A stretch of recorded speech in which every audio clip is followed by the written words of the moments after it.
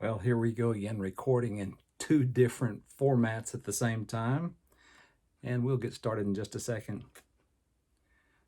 Hello again, and welcome to the Pushing 60 Aside podcast. I am your host, Gene Fleming. I'm an ISSA certified fitness trainer, and I reside here in the United States of America where I teach senior fitness classes 3 days a week, two classes a day, to about 65, 70 people these days who range in ages from 60 to as old as you can almost imagine.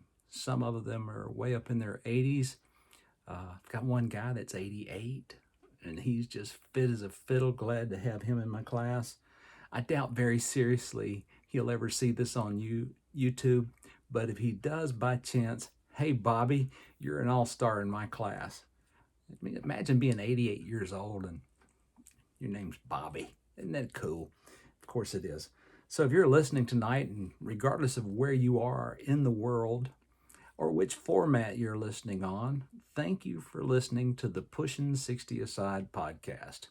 We're well into our fifth season now, and we talk about things that are of interest to people who are about to retire, who've already retired, who are trying to figure out how to stay healthy in retirement, and maybe sometimes what to do to get ready for retirement. And the topics are as varied as lending money to your adult children, to how many minutes of exercise you need every week. And we can't give health advice because I'm not a doctor. I'm not a physical therapist. I'm a personal trainer with a specialty in senior fitness. And so, because I've been doing this for 5 years now, I've learned a lot about senior fitness and senior conditions and aches and pains and arthritis and diabetes and heart disease and bronchitis even. Yeah, that seems to be a recurring theme. And you know, something that just kind of stupefies me is the number of seniors who have problems with urinary tract infections.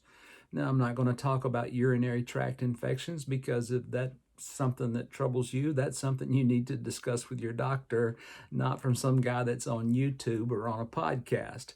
So, anyway, thank you for listening. And we've had listeners now in 33 different countries. That just blows my mind. I can't imagine what some guy in South Africa, when he's searching for a podcast, he goes, "Hey, there's an American guy with a Southern accent. I think I'll listen to him." But most of our listeners are in the United States, Canada, Australia, New Zealand, Great Britain. And to all of you that listen, and whether you listen on YouTube or on the podcast, thanks for listening. Thanks for listening. You know, if the numbers weren't there, I wouldn't keep doing this. I do this absolutely free. I don't use any of those gimmicks to try and get money out of you for listening to me talk. I never have. I never will.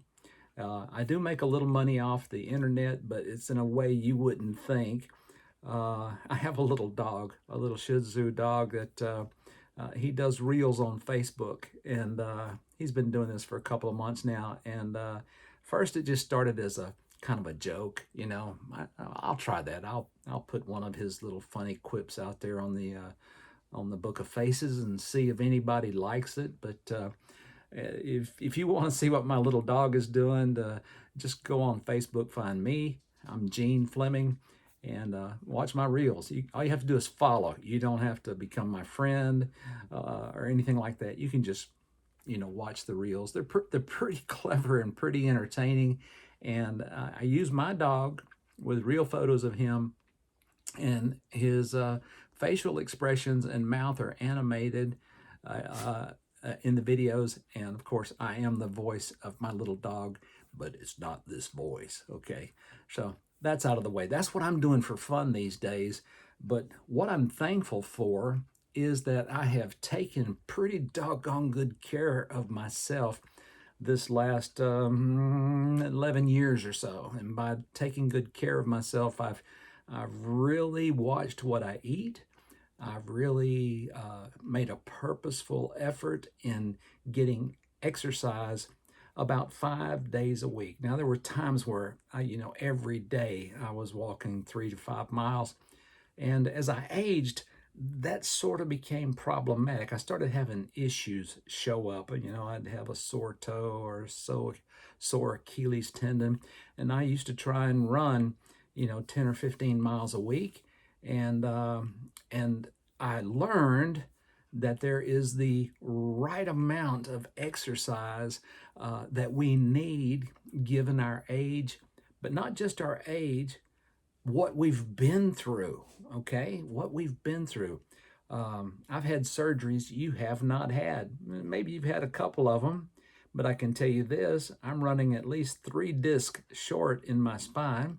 I've had neck surgery, a cervical spinal fusion surgery, uh, and some other things that I've had over the years that have limited me as I age because things hurt, and too much impact exercise is not good for my spine, and I end up having some pain with that, and so I had to weigh out, what's the right amount, can I still do some distance walking? Yeah, I can do that. Am I doing 5 miles a day? No, because I don't need to do that.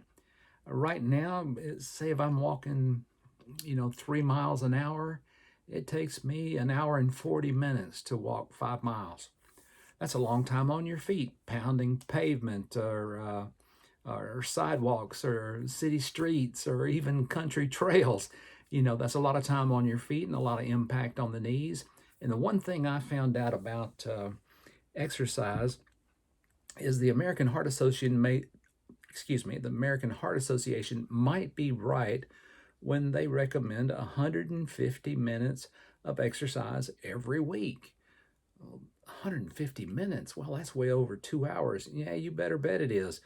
But when you stop and think there's 168 hours in the week, suddenly those 2.5 hours is not a whole lot of your time. And if that's all it takes to keep my body healthy and give me enough of a cardiovascular workout that it helps my heart and my lungs, and since it's load bearing exercises, it helps. Walking is load bearing, so that's exercise for all the muscles it takes to walk. That's pretty smart.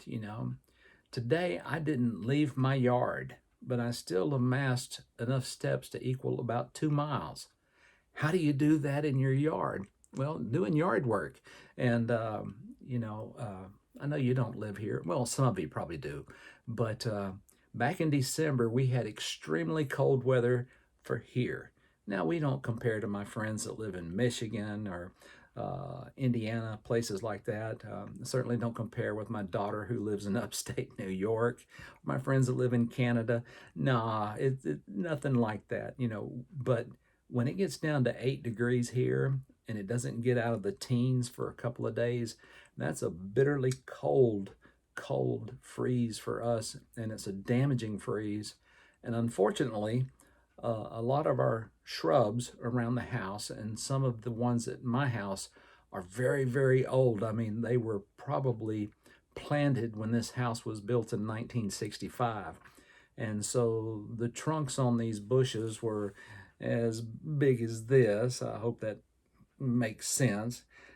With root systems that are huge, and the bushes were probably big as half of a Volkswagen Beetle, if that puts things in perspective. Well, that hard freeze got those red tip hedges and got some of my other ornamental shrubs. And so for the last week or so, I've been chopping and cutting and grinding and digging and pulling out all these plants now that are dead. And there's a lot of them. I've probably pulled enough plants out of my yard, these bushes and shrubs, to fill up a dump truck or two. And I know that seems like a lot, but really the way our house is laid out and our landscaping is done, we had these really old, beautiful bushes and sweet olive plants and hedges and stuff. and there's nothing left to do but just cut them out. And so I've been on the business end, as I like to say, of a pickaxe, an axe, some saws, some pruning shears, and post hole diggers, because if you don't remove the root, well, anyway. So that, but what I'm thankful for is that over these years that I've been purposefully working out and getting exercise, is that I'm strong enough and healthy enough to handle a project such as this. Because we never really know what life is going to throw our way. We don't. We don't. And you've seen the weather lately. I've seen the weather. There's hailstorms and there's drought in one place, flooding in another. There's tornadoes. We're getting ready to go into hurricane season down here in the southern United States, and I've lived through all of those things at some level, but we just never know. We didn't know the pandemic was coming until it was upon us, and then son of a gun, and life changed dramatically for all of us. Fortunately, the worst of that is over for us now, and we've pretty much resumed normal social activity, and maybe with more precautions than we once had. It was just about 2 weeks ago that I actually shook hands with another fella, and I hadn't shook hands with anybody since 2020. It's hard to believe that behavior about social isolationism and distancing and all of that had so ingrained in my mind that I might give you an elbow bump, or I moved up to a fist bump, but I actually shook somebody's hand the other day, and I really wasn't worried, and it didn't bother me. I just want to be normal. That's all any of us want to be. But life throws life throws stuff at us, and sometimes it catches us unprepared.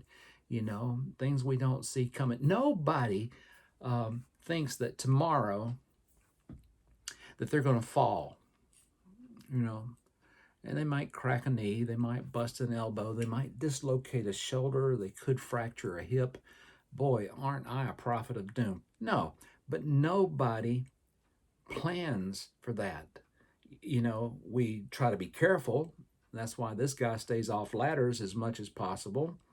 I look for trip hazards when I'm walking. I watch where I'm walking. I'm careful when I'm putting myself in reverse. I try not to place myself in awkward reaching and grabbing angles so that I don't strain something, tear something, topple over and go splat, and and bust this cherub face.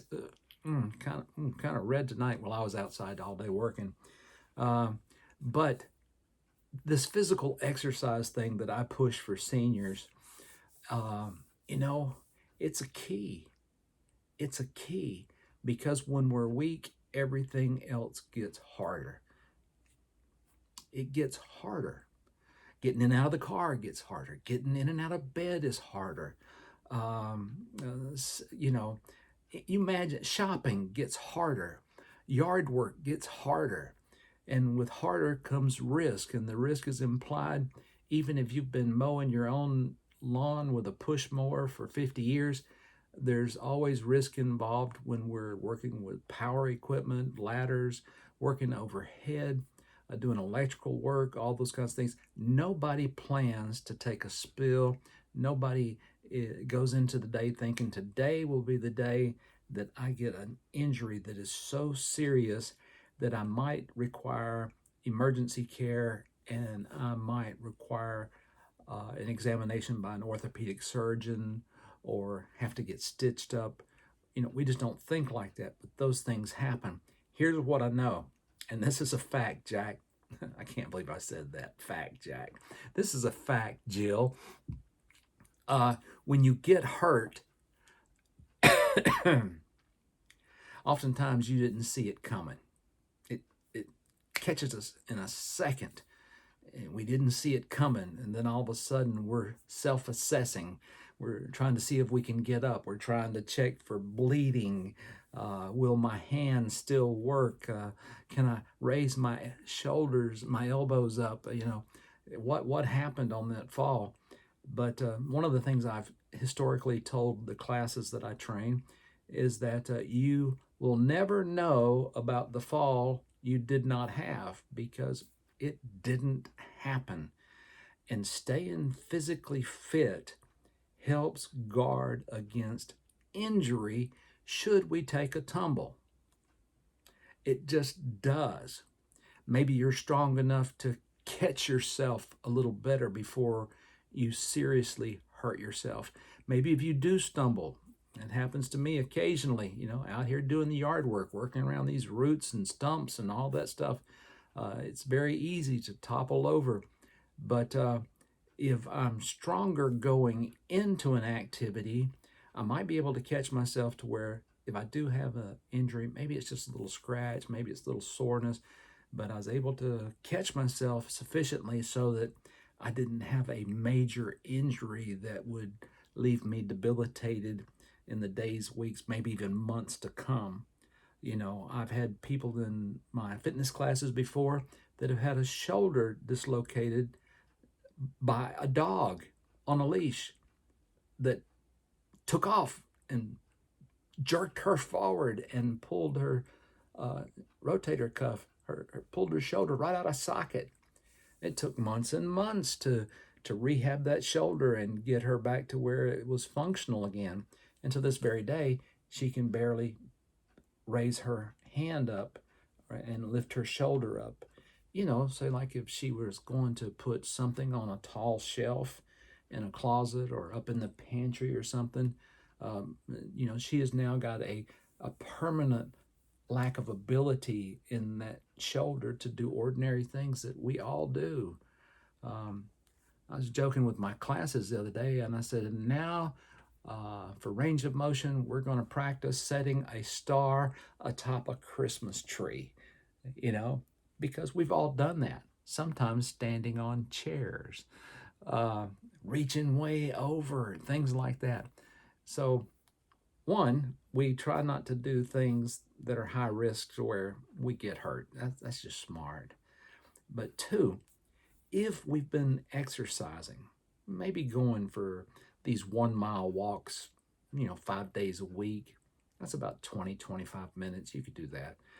Maybe playing with some dumbbells and doing some exercises for upper body, maybe doing some squats and things like that to work on your leg and glute strength. Maybe, just maybe, you won't fall because you'll have the agility and the strength to catch yourself in the process. But what if you do fall anyway? And what if you do get really hurt? I'm going to tell you this, and I've seen this time and time again. The people that have been exercising, even if they do get hurt, their ability to recover is enhanced.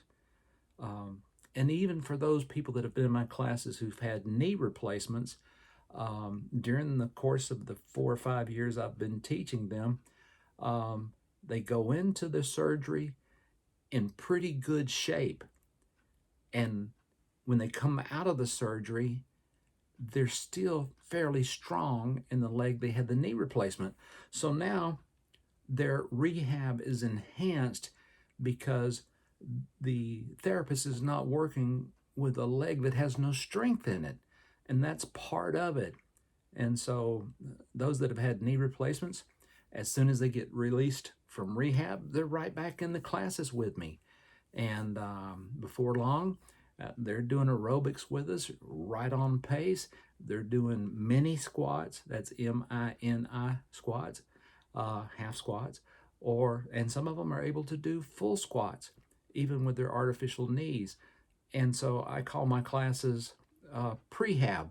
We stay fit so that if we have to go to rehab someday because of an injury or a surgery like knee replacement or hip replacement, because those have happened too, we recover better because we have the musculature to support the new joint.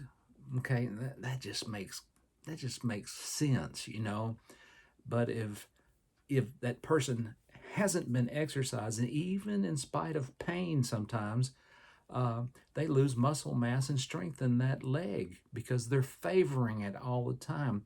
They're bearing the load on a cane instead of their leg. So, I know walking with pain, arthritic knees, things like that is difficult for everybody. But if we quit and we start favoring that knee all the time, that leg, that favored leg is going to get progressively weaker, and it's going to affect you for the rest.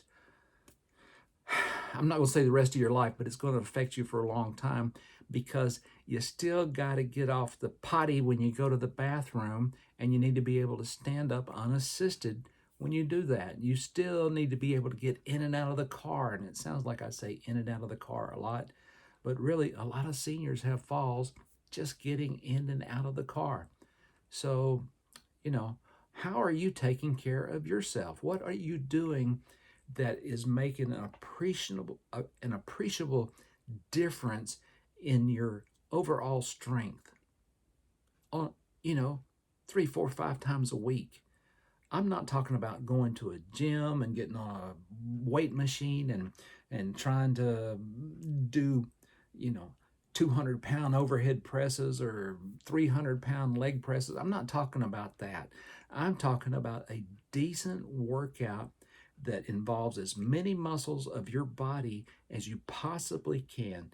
And you don't need to follow me for this information. You can go, if you're watching this on YouTube right now or you're listening on the podcast, go to YouTube. And if you're a person 60 or older, look for senior exercises just like that. Or look for Silver Sneakers exercises. And you can put them on your iPad or on your laptop.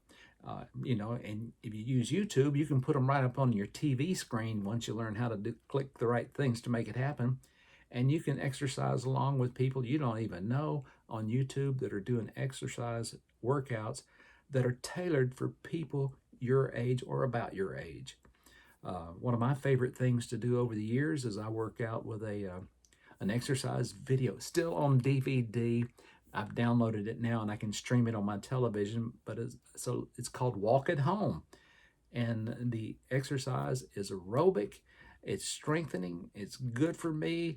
And in 41 minutes, I've done a really good workout, and I've gotten a couple of miles of walking in place and side steps and back and forward stuff, all and kicks and toe taps and heel taps, all that kind of stuff that helps improve my strength and my agility. If you're fortunate enough to live in an area where Silver Sneakers programs are offered, go sign up. A lot of times your health insurance will pay for those. And if you have a gymnasium that has senior fitness classes, go sign up. A YMCA, one of those places, go sign up and make a commitment to going at least a couple of times a week. A couple of times a week will give you a pretty good workout, and then do stuff on your own outside of the classes. Go for daily walks. Keep some dumbbells at home for the weekend, and go to the spare room and get your dumbbells. Men, probably 8-pounders would be good. Ladies, probably 5-pounders would be good. And crank out bicep curls, and crank out overhead presses, and crank out flies, and things like that. And and keep all these muscles that wrap around your shoulders and secure your shoulder in its socket. Keep all that strong. It really will make a difference. And what about core work? In my classes, we do sit-ups. Yeah, we do. Don't look at me like that. I got all these senior people, and we do seated sit-ups. Well, Mr. Gene, how in the world do you do that? First of all, let's see if I can slide back and do one of these for you. Oh, I might pull all my rig off. Let's see. So I'm sitting here in my chair. I'm out on the edge of the chair. Can you see the back of the chair? Not really. but you get the idea. We fold our arms across our chest, we lean back, touch the chair, and then pull ourselves back up. That's a seated sit-up. You can do those. What about low back? We do this thing called ragdoll. Sounds goofy, doesn't it? We just lean over and go into like a Raggedy Ann or a Raggedy Andy, and we just flop down gently and let our low back stretch out to where our hands get closer and closer to the floor. And then we ease back up. Low back muscles getting a workout, and you're getting a good stretch too. It's good stuff. It's really good stuff. Hey, listen, I didn't want to take a long time on the podcast tonight or this YouTube video. I just wanted to talk to you about taking care of yourself, doing things that are reasonable. I'm not talking about going out and running 3 miles and getting all nasty, hot, and sweaty and swatting away the mosquitoes. And, I'm not talking about that. I'm just talking about regular exercise that helps improve your likelihood of tolerating whatever life throws at you. And it might be a tornado, and you might have to do the cleanup afterwards. It might be a flood, and you might have to clean up after that. You might have to move, your household stuff to a new location. I don't know when the last time you did a household move. I've done a bunch of them in my lifetime. I've rented the U-Haul and loaded that bad boy up and trucked 350 some odd miles with it and unloaded it by myself. Man, that stuff's hard. I'm not planning on doing that anymore in this lifetime because I think I've got the best home ever right now, and I'm hoping I stay here all the days of my life. I want those days to be good ones that are accident-free, where I feel good enough physically to go do things I want to do.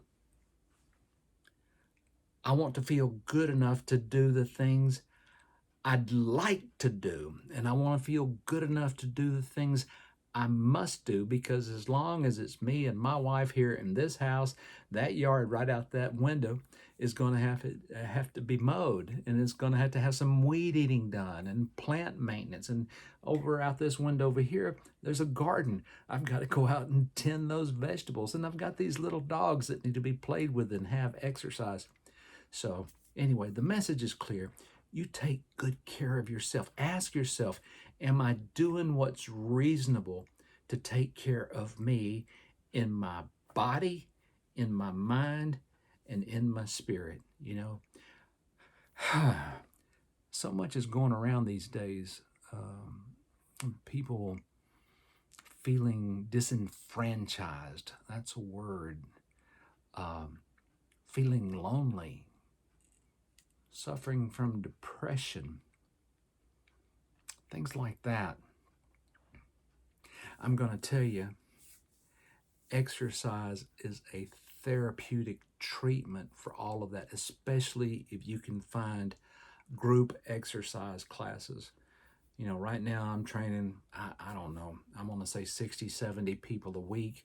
We're getting ready to expand that out in the summertime to where we may have classes as large as 100 people at a time at one of our local church gymnasiums.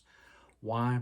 Because exercise is so good for human beings that we want to train as many people as we can, and we want to do it at no cost to them.